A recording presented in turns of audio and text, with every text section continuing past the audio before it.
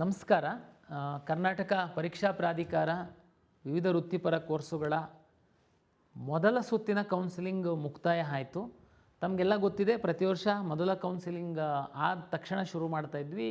ನಾವು ನೀಟ್ ಫಲಿತಾಂಶವನ್ನು ಆಧರಿಸಿ ಮೆಡಿಕಲ್ ಡೆಂಟಲ್ ಆಯುಷನ್ನು ಎರಡನೇ ಸುತ್ತಿಗೆ ಇದ್ರ ಜೊತೆ ಮರ್ಜ್ ಮಾಡಬೇಕು ಅನ್ನುವಂಥ ಉದ್ದೇಶದಿಂದ ನಾವು ಡಿಲೇ ಮಾಡಿದ್ವಿ. ಈಗಾಗಲೇ ನಮಗೆ ಡೆಂಟಲ್ ಸೀಟ್ ಮ್ಯಾಟ್ರಿಕ್ಸು ಮತ್ತು ಮೆಡಿಕಲ್ ಸೀಟ್ ಮ್ಯಾಟ್ರಿಕ್ಸ್ ಬಂದಿದೆ.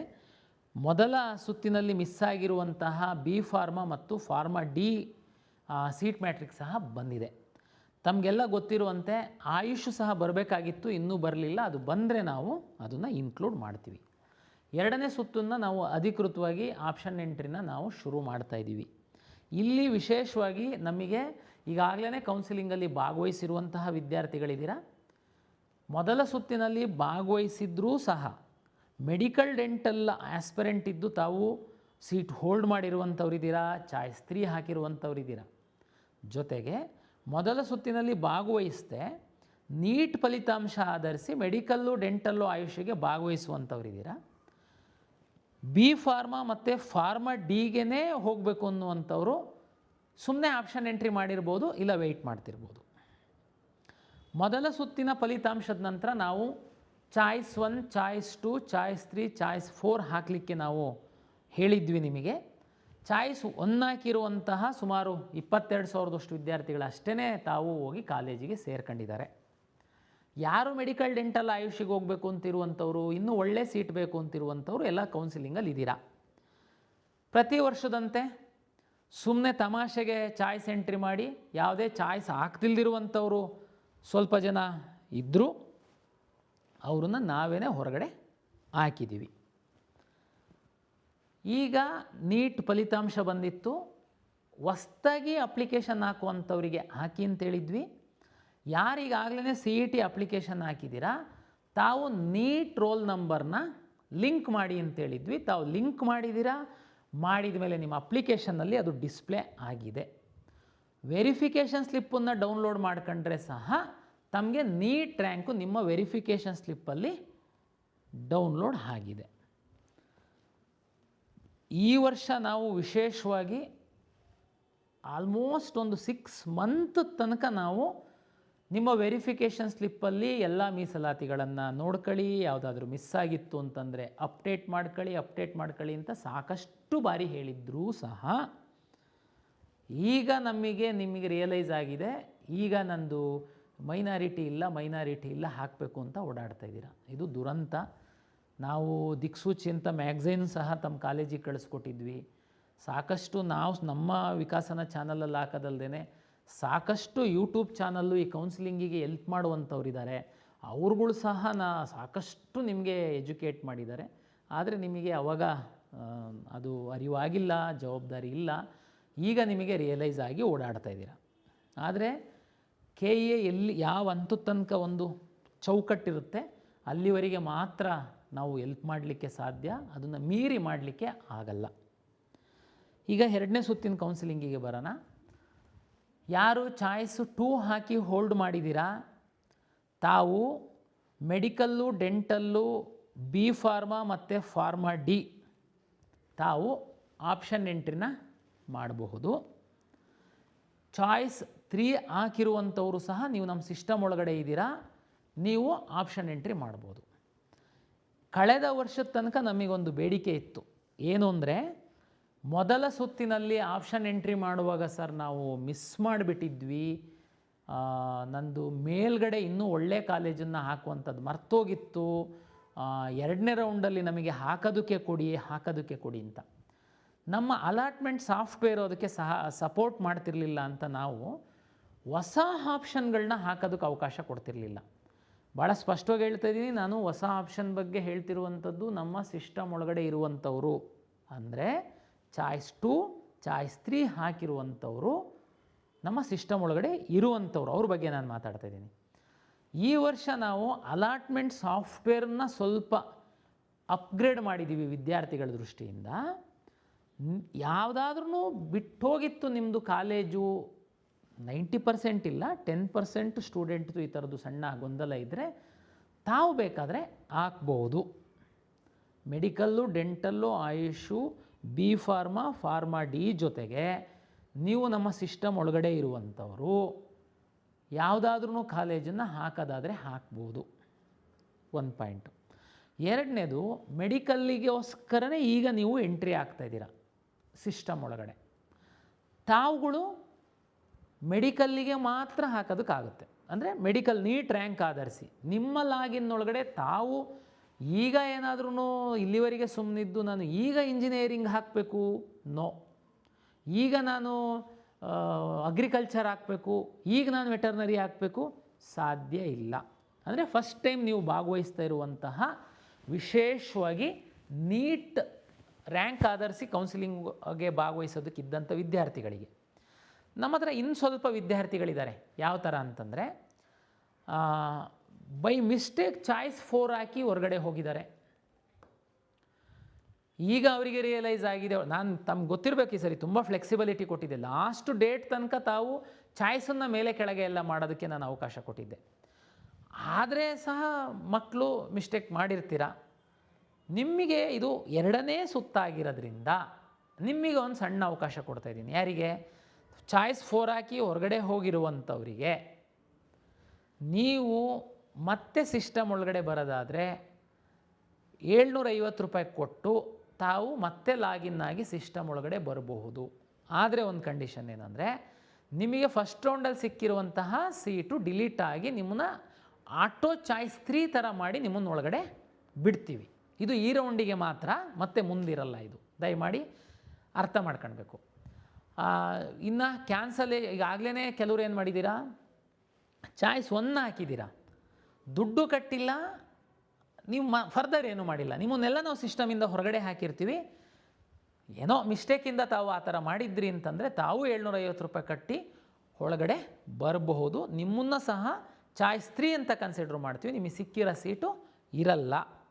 ಇದು ಈ ಸೆಕೆಂಡ್ ರೌಂಡ್ ಆಗಿರೋದಕ್ಕೆ ಇದಕ್ಕೆ ಮಾತ್ರ ನಾವು ಅವಕಾಶ ಕೊಡ್ತಾ ಇರೋದು. ಮುಂದಿನ ಯಾವ ದಿನಗಳಲ್ಲೂ ಈ ಅವಕಾಶಗಳು ಇರಲ್ಲ. ದಯಮಾಡಿ ಅರ್ಥ ಮಾಡ್ಕೊಳ್ಳಿ.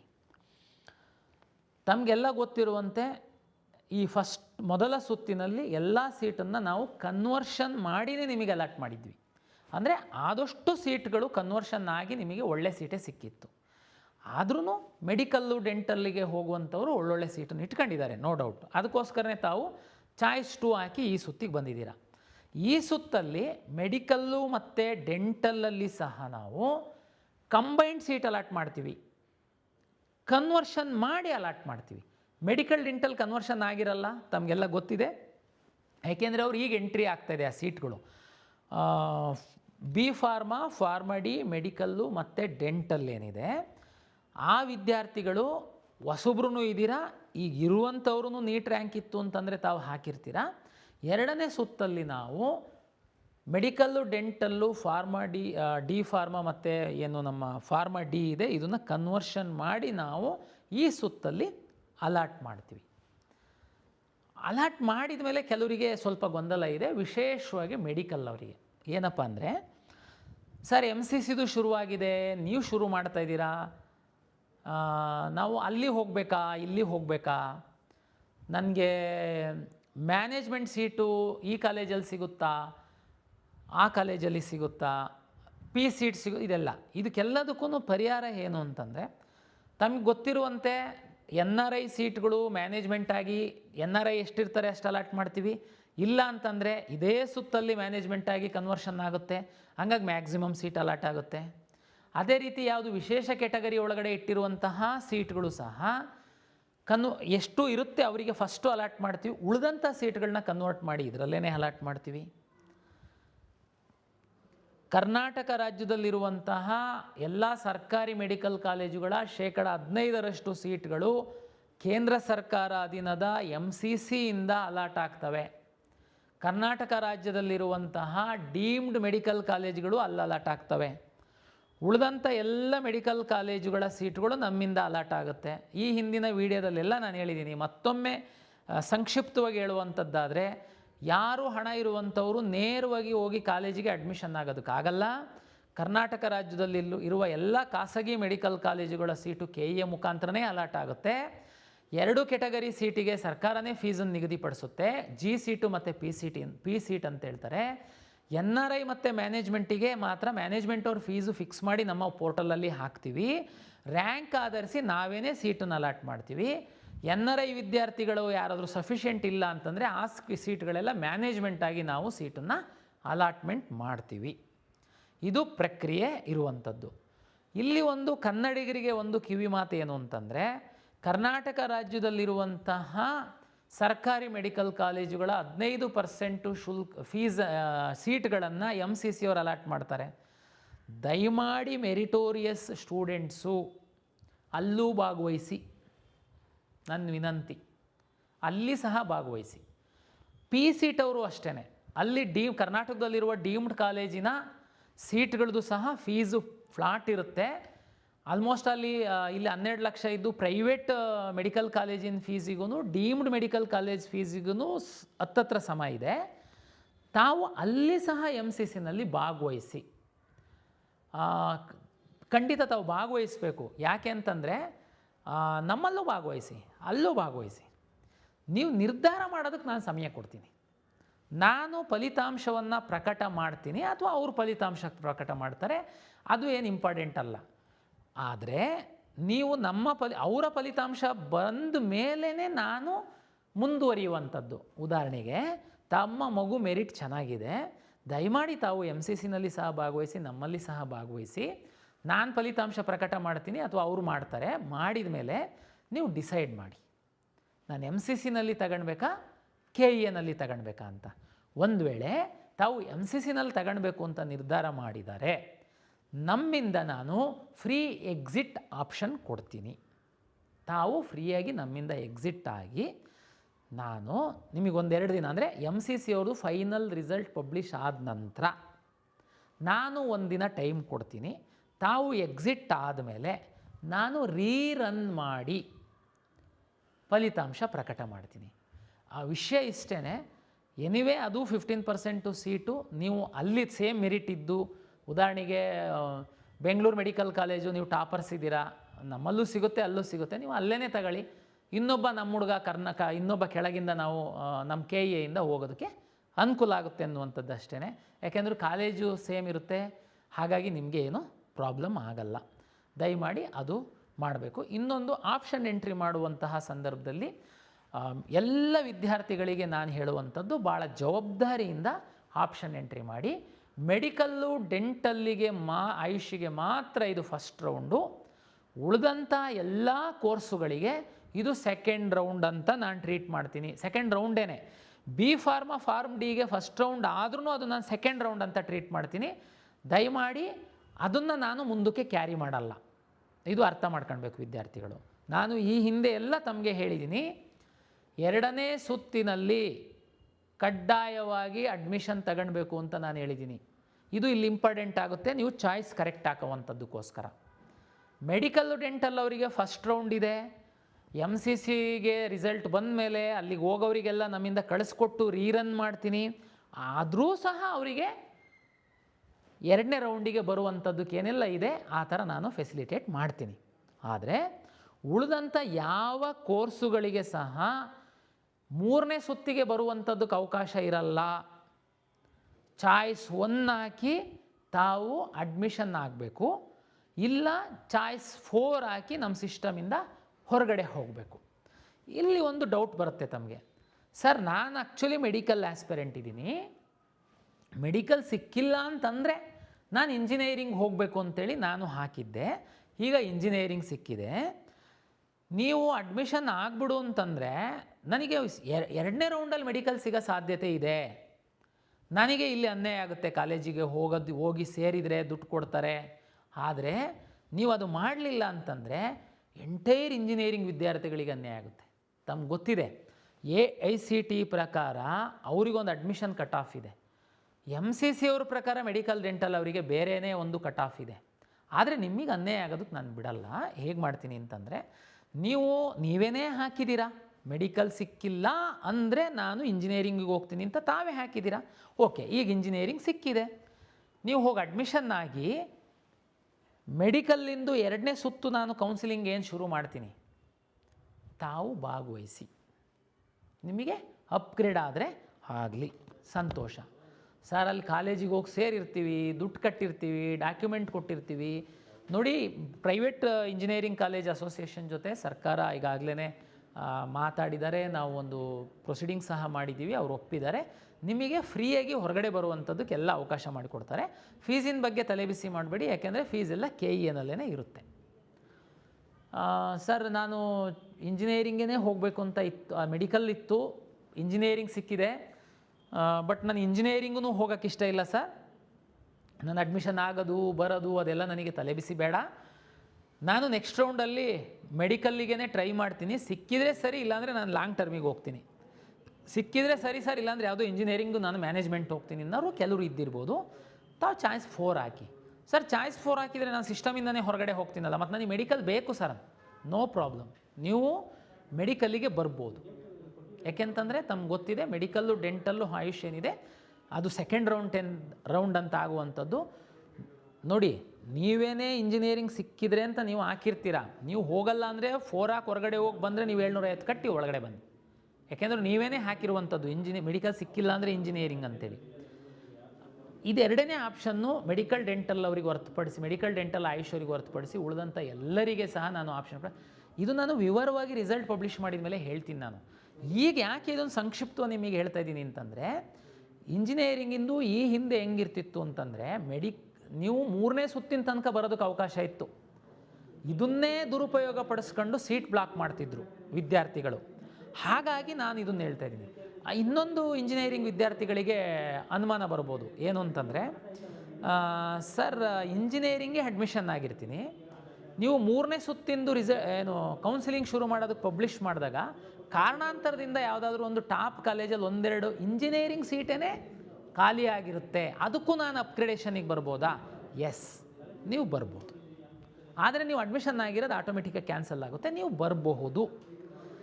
ಸರ್ ಇದು ಏನು ಗೊಂದಲ ಆಗಿಬಿಡುತ್ತೆ ಸರ್, ನಾನು ಹೋಗೋದು ಇಲ್ಲಿ ಹೋಗಿ ಬರೋದು ಇದು ನೀವು ಈ ಥರ ವಿಚಾರ ಮಾಡುವಾಗ ನಾನು ಒಂದು ಡೇಟಾ ಅನಲೈಸ್ ಮಾಡಿದ್ದೀನಿ.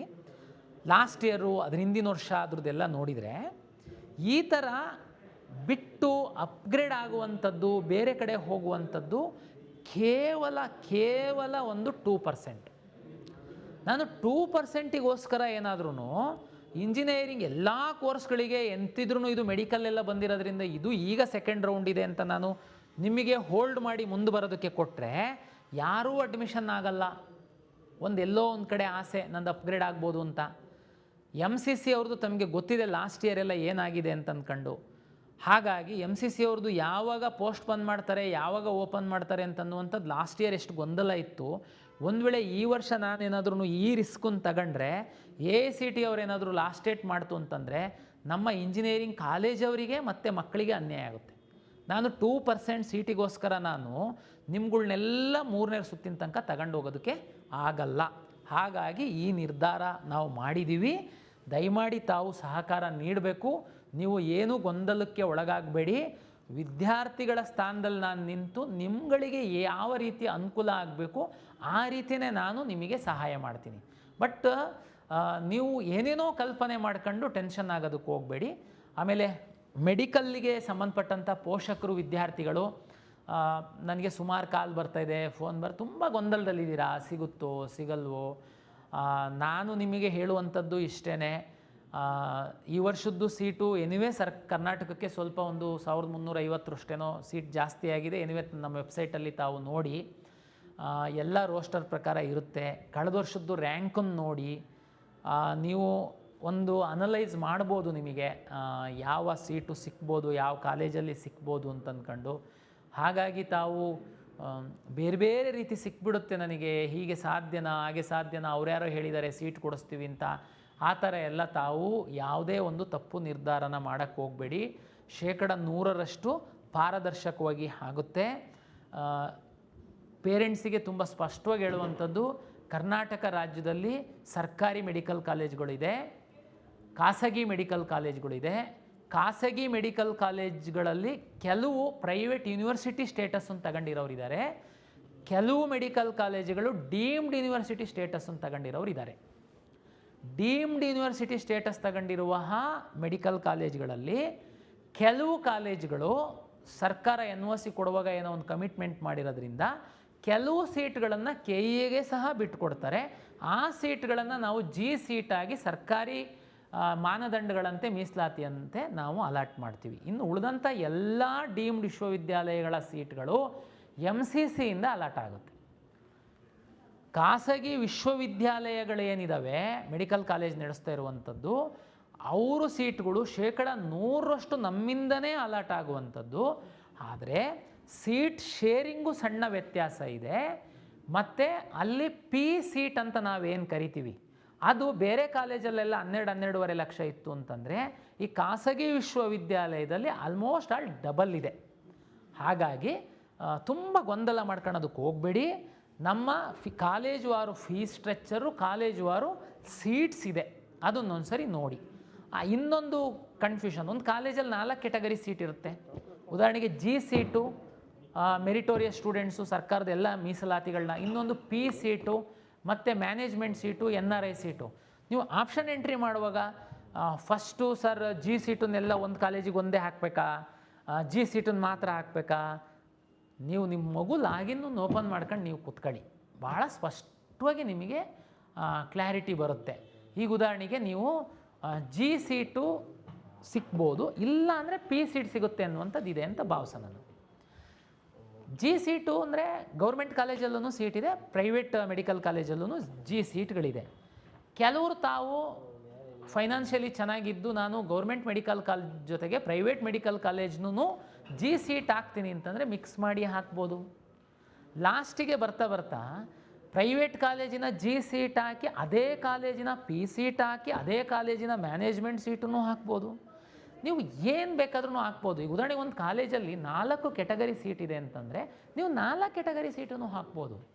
ಆಮೇಲೆ ಕೆಲವರು ಪೇರೆಂಟ್ಸ್ ಏನು ಮಾಡ್ತೀರಾ, ಲಾಸ್ಟ್ ಇಯರ್ದೆಲ್ಲ ರ್ಯಾಂಕ್ ನೋಡಿದ್ದೀವಿ, ನಮಗೆ ಅದೇನು ಕಾಲೇಜು ಸಿಗುವಂಥದ್ದು ಚಾನ್ಸಸ್ ಇಲ್ಲ, ಬಟ್ ಯಾವುದಕ್ಕೂ ಇರಲಿ ಅಂಥೇಳಿ ನಾವು ಅದನ್ನೊಂದು ಹಾಕಿದ್ದೀವಿ ಅಂತ.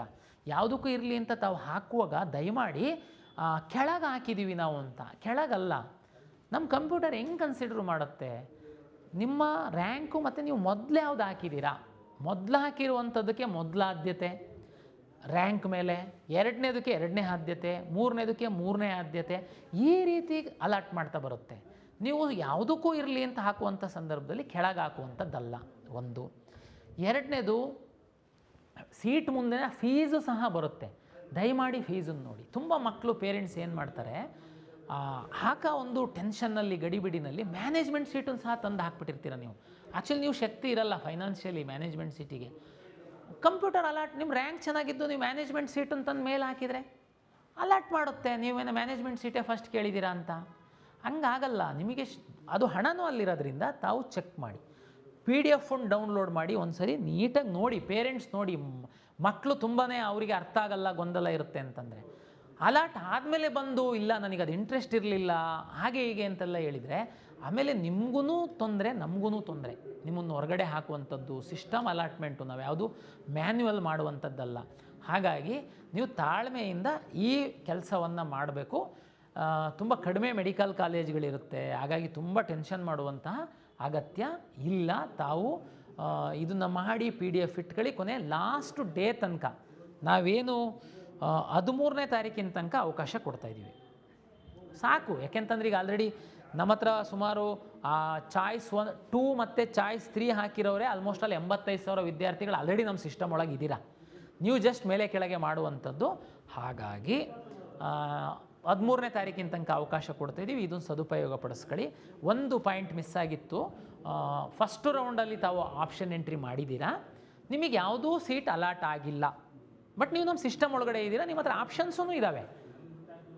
1.5 ತಿಂಗಳ ಹಿಂದೆ ತಾವು ಆಪ್ಷನ್ ಎಂಟ್ರಿ ಮಾಡಿದ್ರಿ, ನಿಮ್ಮನ್ನು ನಾನು ನೇರವಾಗಿ ಈ ಸುತ್ತಲ್ಲಿ ಸೀಟ್ ಅಲಾಟ್ಮೆಂಟಿಗೆ ನಿಮ್ಮ ಆಪ್ಷನ್ಗಳನ್ನ ನಾನು ಕನ್ಸಿಡರ್ ಮಾಡೋಕ್ಕಾಗಲ್ಲ. ಮಾಡಿದರೆ ತಪ್ಪಾಗುತ್ತೆ. ಯಾಕೆ ಅಂತಂದರೆ ನಿಮಗೆ ಇಂಟ್ರೆಸ್ಟ್ ಇದೆಯಾ ಇಲ್ವಾ ಅನ್ನೋದು ನನಗೆ ಗೊತ್ತಿಲ್ಲ. ಯಾಕೆಂದರೆ ನೀವು ಆಪ್ಷನ್ ಎಂಟ್ರಿ ಮಾಡಿದ್ರಿ, ನಿಮಗೆ ಫಸ್ಟ್ ರೌಂಡಲ್ಲಿ ಸೀಟ್ ಸಿಕ್ಕಿಲ್ಲ, ನೀವು ನಮ್ಮ ಸಿಸ್ಟಮ್ ಒಳಗಡೆ ಇದ್ದೀರಾ. ತಾವು ದಯಮಾಡಿ ಒಮ್ಮೆ ಲಾಗಿನ್ ಆಗಿ ನನಗೆ ಕೌನ್ಸಿಲಿಂಗಲ್ಲಿ ಮುಂದುವರಿಯುವಂಥದ್ದಕ್ಕೆ ಇಷ್ಟ ಇದೆ ಅಂತ ಟಿಕ್ ಮಾಡಿದರೆ ನಿಮ್ಮನ್ನು ನಾವು ಕನ್ಸಿಡರ್, ನೀವು ಮೇಲೆ ಕೆಳಗೆ ಅರೇಂಜ್ ಮಾಡೋದಕ್ಕೆ ಅವಕಾಶ ಇದೆ. ಕೆಲವು ಸೀಟ್ಗಳು ಬಂದಿದೆ, ಬೇಕಾದರೆ ತಾವು ಹಾಕೋದಕ್ಕೆ ಬೇಕಾದ್ರೂ ಅವಕಾಶ ಇದೆ. ಬಟ್ ನೀವು ಲಾಗಿನ್ ಆಗಿ ಮಾಡಬೇಕು. ಯಾಕೆ ಸರ್ ನಾವು ಆಲ್ರೆಡಿ ಮಾಡಿದ್ದೀವಲ್ಲ ಸರ್, ನಾವು ಮತ್ತೊಂದು ಸರಿ ಯಾಕೆ ಮಾಡಬೇಕು ಅಂತ ಕೆಲವ್ರು ಕೇಳ್ಬೋದು.